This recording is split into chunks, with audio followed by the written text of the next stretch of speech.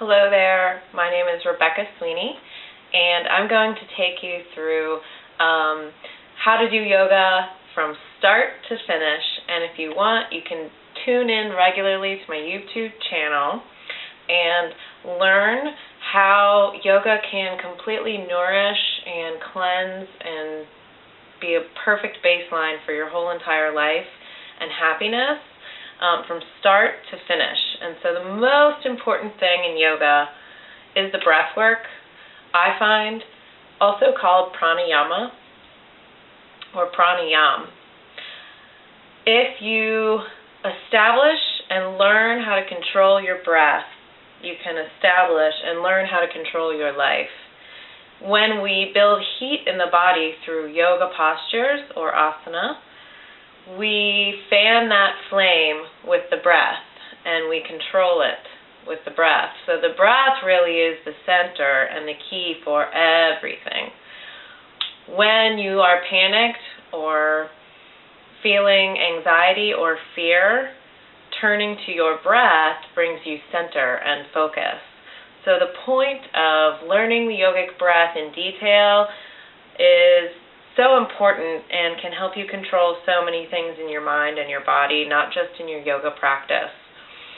So just strap up, settle in, and get ready to be a yoga practitioner. Make it a part of your life. Make it transform your life.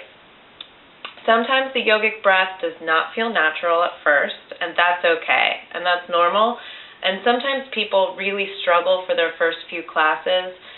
And coming and going from yoga classes and drop-ins and walk-ins in America, how we do at most yoga studios, I just believe doesn't take you through your yoga practice like a yoga school should be taught from start to finish. And so these videos hopefully will provide you the education that you need to be able to then go pop in and out of yoga practices and classes in different yoga studios all over the country and the world. So starting with the breath, make sure you feel comfortable in a cross-legged position. You can put your feet as far away from you or as close to you as you need to feel comfortable. And then I try to make sure that my ankles are as close to being in one line as possible, just sort of towards the midline of the body. If you need, you can lift up and elevate your hips to take some pressure off your knees. This is your basic lotus pose position that you're going to find in meditation and the beginning and ending of a lot of my yoga classes. So let's just feel grounded, placing our palms face down on the thighs, lengthen your tailbone downward towards the floor, lengthen the crown of your head upward towards the ceiling. We're going to activate what's called the shoulder loop. I learned in Anusara Yoga the different loops and spirals and alignments that go closely in Iyengar Yoga and, again, Anusara Yoga, different alignments and form that really set your body up for success. And the shoulder loop, you want to gently pull the shoulders up towards the ears, gently pull the shoulder blades towards one another on the back, and then gently pull those shoulder blades down the back. Now let's roll the shoulders around and around really dramatically, really softly, but really big circles. Be gentle with your movements always. And then reverse those circles and just start to feel your shoulder blades. Feel them on your back. They're behind you, so a lot of times we forget they're even there. Keep rolling. And slow that motion. Now pull the shoulders up to your ears as close as you possibly can. And then shrug opposite. Pull the shoulders down towards your hips as far away from your ears as you possibly can pull them. And then now try to make them feel buoyant in the middle of those two extremes. Let's do the shoulder loop again. Gently pull the shoulders up. Gently pull the shoulder blades toward one another. And gently drive the shoulder blades down the back. What this is going to do is support a big, healthy lung. So the lungs are going to breathe almost 100% to capacity in your yogic breath. And during our involuntary daily breathing, we only use about, I think, 25 to 40% of the lungs. So this is going to be a full lung breath. So I like to close my eyes just so I can feel and look inward with my mind's eye. You can keep them open or closed. But just start to breathe deeply and try to breathe in through your nose only and out through your nose only. Activate your sinuses. Include your throat. 100% capacity of the lungs. Exhaling, emptying the lungs 100% as well. Empty, empty, empty. Now just start breathing in this way. Again, sometimes it feels unnatural or not normal or uncomfortable to the beginner, and that's okay. It won't always feel this way.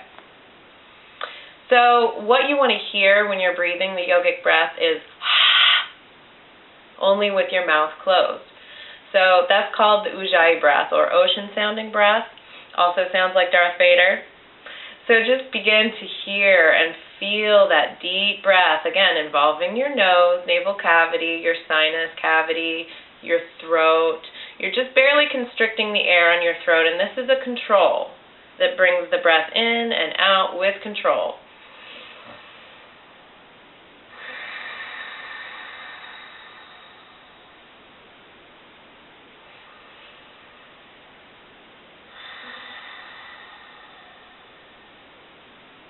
Remembering that shoulder loop, lengthening the spine.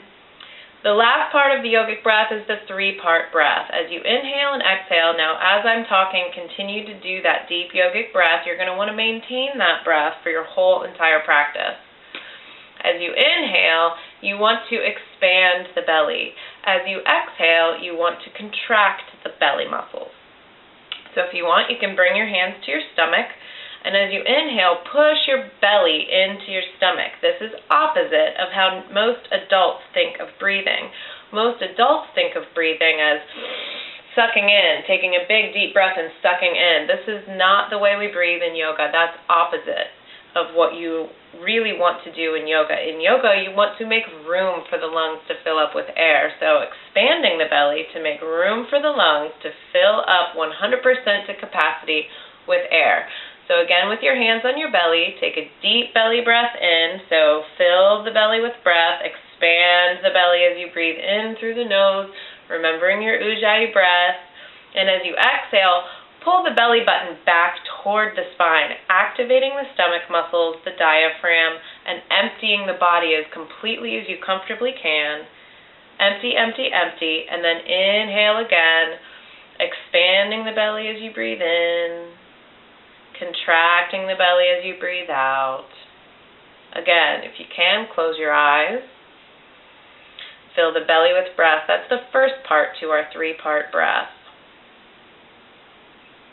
You want to think about the diaphragm area. You want to think about the heart area. And you want to think about the head area. Feel your shoulders expand as you inhale. Feel your shoulders sink as you exhale. Inhaling, exhaling. Feel your hands over your heart now. Inhaling,